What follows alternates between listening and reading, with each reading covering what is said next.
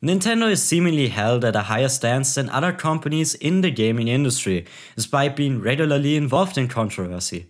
So let's talk controversies. Nintendo's controversies to be exact, and see for ourselves how much they really have to hide.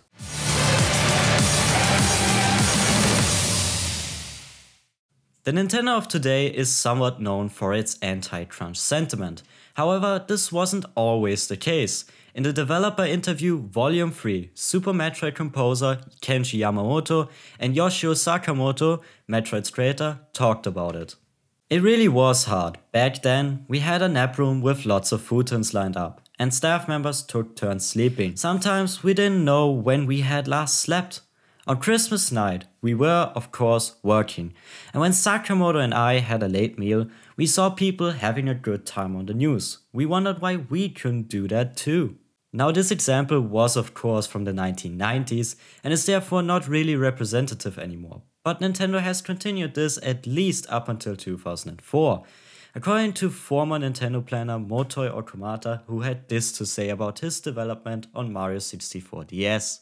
In those days, Miyamoto would come to us at 11 PM after he finished all of his board member work and say, "It's Mario time." At that point, we'd start a planning meeting that would run until 2 AM. At that point, Miyamoto would go home, leaving us with the words, "You should return home soon, for your health."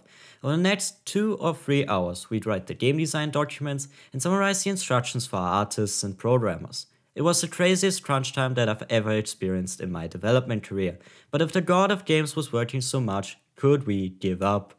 You know who else has a lot of Mario time? The people who work at Foxconn. Now, why are we all of a sudden talking about a completely different company?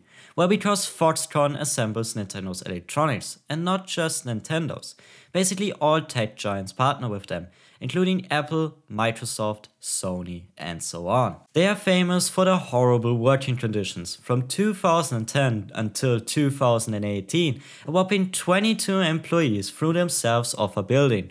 Most of these happened between 2010 and 2013. It came to the point where they installed nets around their factories so people couldn't kill themselves.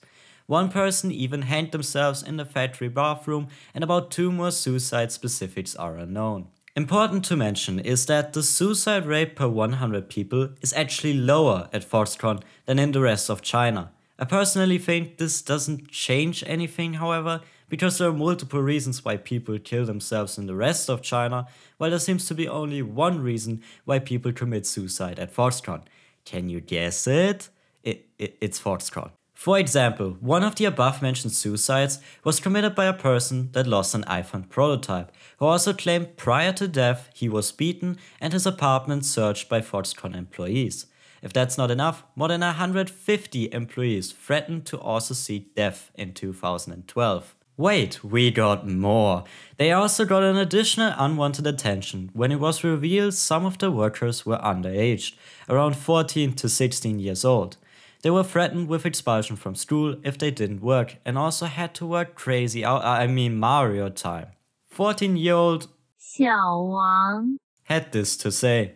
I did transport work, helping them move goods. Right now, the shift is 7:40 PM until the morning. You know, till what time in the morning is uncertain. Whenever the work is done is when you get off your shift.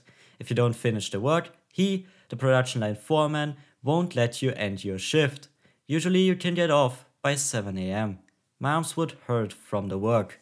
Now, can you guess which product was made at the factory where this scandal came to light? You're totally right. It was the Nintendo Wii U. I wish this were all. Sadly, it's pretty clear that Foxconn also uses Uyghurs for forced labor. Nintendo denies any involvement in this, which is probably not true, but even if it was, doesn't change the fact they're still working together with a company that employs literal slavery and has a history of unbelievably bad scandals. The most recent one being about working conditions in an Indian factory from 2021. Hey, at least I'm not the only one that receives bad grades. Nintendo does so as well, and a lot more frequent, I might add. It is important to note that most of these grades we'll look at are the way they are because not enough information is being made public by Nintendo. Let's not lie to ourselves though, if they were good in these categories and had nothing to hide, they will probably tell the world about it, right? Are you ready? Let's start with the S&P's ESG score, where they scored a total of 17 to 33 out of 100 points.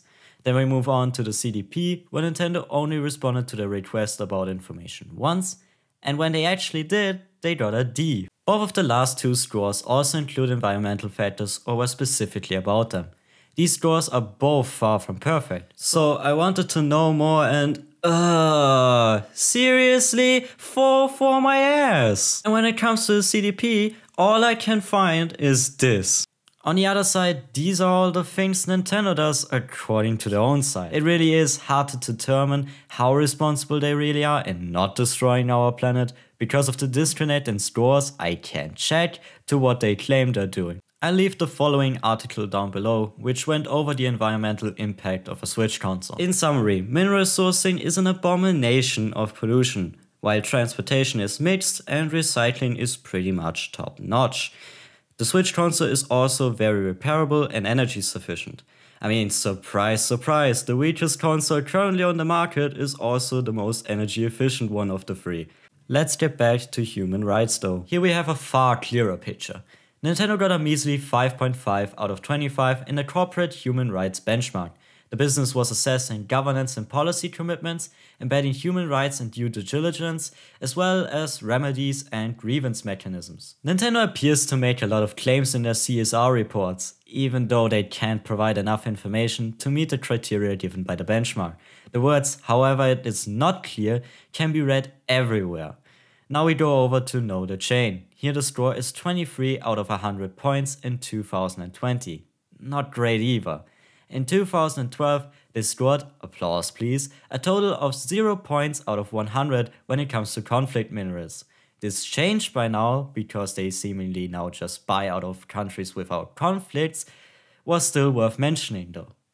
Okay, a last try, a C- in this one from 2016.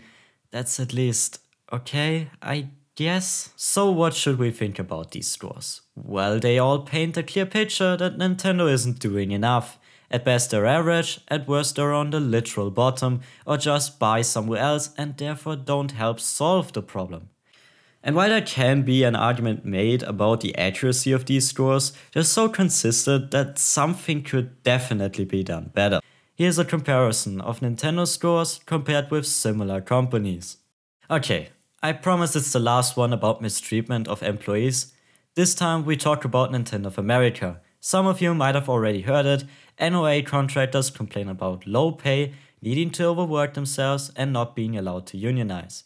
These contractors are mostly handled through outside agencies. They got 11-month contracts with mandatory 2-month breaks in between, with the cost of being locked out of Nintendo's health benefits. Most of them get less than $16 an hour, complain about a lack of credit and few opportunities to be promoted. Many of the contractors, according to IGN, work in a separate building, where some PCs still have Windows 95 installed and VHS tapes still lie around. One story especially got to my heart. It was an icy day in an unusually snowy January, when… Come on, could you please… Thank you. Says she slipped and hit her head while walking to work. She didn't think anything of it at first, but by the time she was in the office, she had trouble reading and started to worry she'd suffered a concussion. Fortunately, there was an on-site clinic in her building. But when she went to visit for a checkup, she says they turned her away because she wasn't a full-time employee and wasn't part of the Nintendo health insurance plan. She decided to ask a coworker to drive her to a nearby urgent care facility instead. That didn't work either. The colleague was a full-time Nintendo employee, since as a contract hire, was technically employed by Parker Staffing. She said she was told it was against company policy for her colleague to drive her off-site. Or this statement. Even when people did get moved to full-time, it wasn't always a big jump in pay and sometimes still felt uncompetitive with local rivals.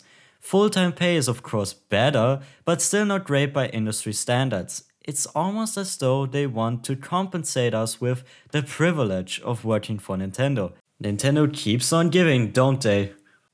They knew they could get rid of troublemakers because there's a line out the door of people wanting to get hired there, said Jen. She felt that there was a major culture shift at NOA in 2015, where management put a greater emphasis on performance metrics. Compared to the 5 years that she had previously worked at Nintendo, there was more focus on call wait times and attendance. A source who spoke on the condition of anonymity told Kotaku that projects and teams shrunk in that year, one of which was their team, and there were major structural changes in how contractors would be allocated to projects. The new tiered structure for testers meant that they felt pressure to work overtime if they wanted to be assigned on more projects in the future. The source felt that these changes were because of the Wii U's underwhelming performance. What does Reggie Fils-Aimé say about these allegations? He was, after all, up until 2019, NOA's president. Fils-Aimé said to the Washington Post he didn't recognize the incidents in the reports, nor the company named in them. Well, what an unlucky coincidence, but the contractors do very well recognize this in Nintendo of America since 2015. You know who was president at the time, Reggie? Yes, you. Unbelievable, right? I do believe him that he doesn't think this is practical. This seems, however, more like a marketing statement than anything else, especially when you count in Doug Bowser, who Reggie's basically giving the fault for this. After all, he didn't recognize the allegations, right?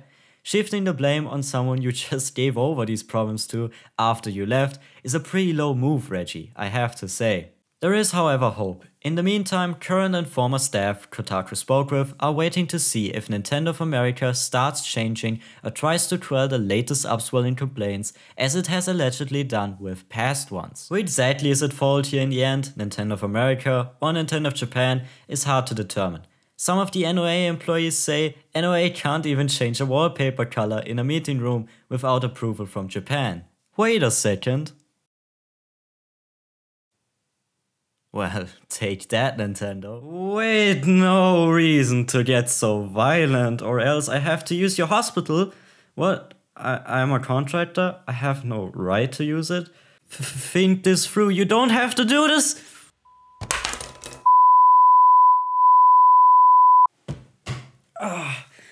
Oh, that hurt. Really. Where were we? Oh, right. At the end of the day, it doesn't really matter who is at fault exactly. Nintendo is responsible to treat all their workers overseas and in Japan well. Case closed. Heck, the question remains if they're treating the ones in Japan well. This quote raised some questions for me at least.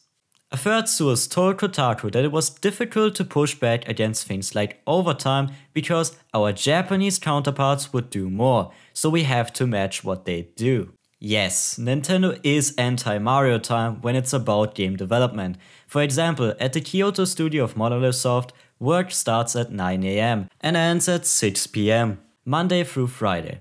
Any overtime work is not accepted without permission from superiors or next level games. Here we have Retro Studios and finally Nintendo itself. Okay, this is actually impressive, especially for a Japanese company. Credit where credit is due. However, the quote from before implies the same may not be the case with similar jobs to the ones Nintendo of America is offering. To be exact, customer service, QA testing, localization, and so on may also be treated badly in Japan. To be clear, not everyone has a bad experience at Nintendo of America. There are a lot of positive reviews on sites like Indeed and Glassdoor, but that doesn't change the fact that many feel mistreated, especially contractors. Psst, by the way, employees are not the only ones that get to see Nintendo's dark side. People in the homebrew community do as well. Ever heard of Nintendo Ninjas? That's what Nintendo's sneaky lawyers are called. If you're on their radar, they will find you and stalk the shit out of you. That's at least what happened to a big 3DS hacker named Neymar. We know this because one of the biggest leaks in the gaming industry happened, the so-called Giga Leak. In this leak was all sorts of data from Nintendo, but also their 7-point plan to hire Neymar, including all his personal information. Oh no, not again. Come on, I know he violated your guidelines probably, but don't you think it's a little bit harsh to, I don't know, violate his entire privacy? No? I've said too much, haven't I?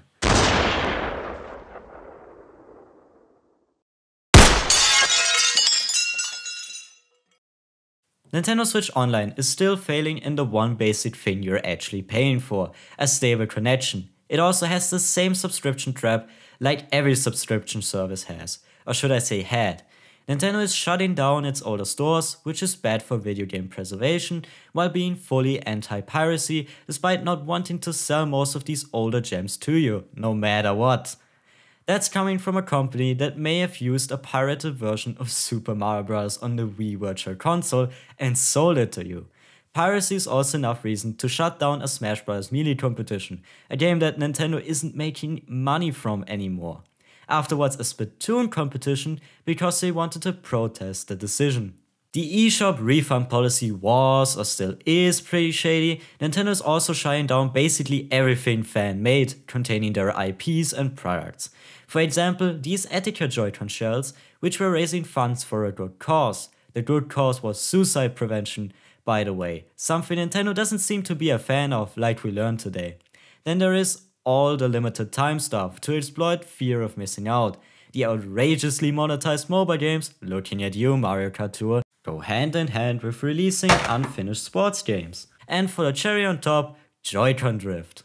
This could come over as me trying to destroy Nintendo. In actuality, I really just want them to change so badly. At the same time, I know this is not an easy task. Take Iwata for example. I believe he was one of the few CEOs that wasn't after the money. There's a reason why Sakurai, Reggie, Shigeru Miyamoto and all the other important people at Nintendo speak so positively about him.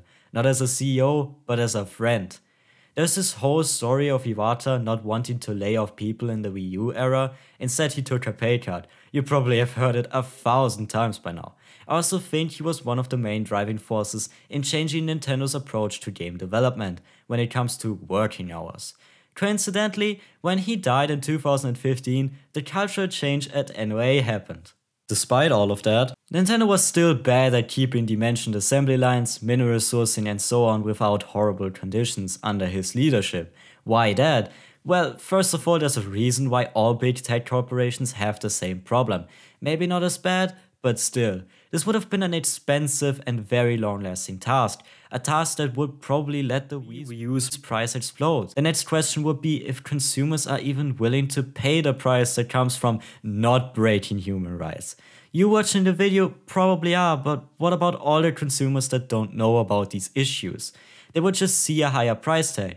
The solution to them, buying something else. As a CEO of a big corporation, you basically have three choices. You either ignore all these issues, you change something for the greater good, or you do too much good and you'll be replaced by this guy.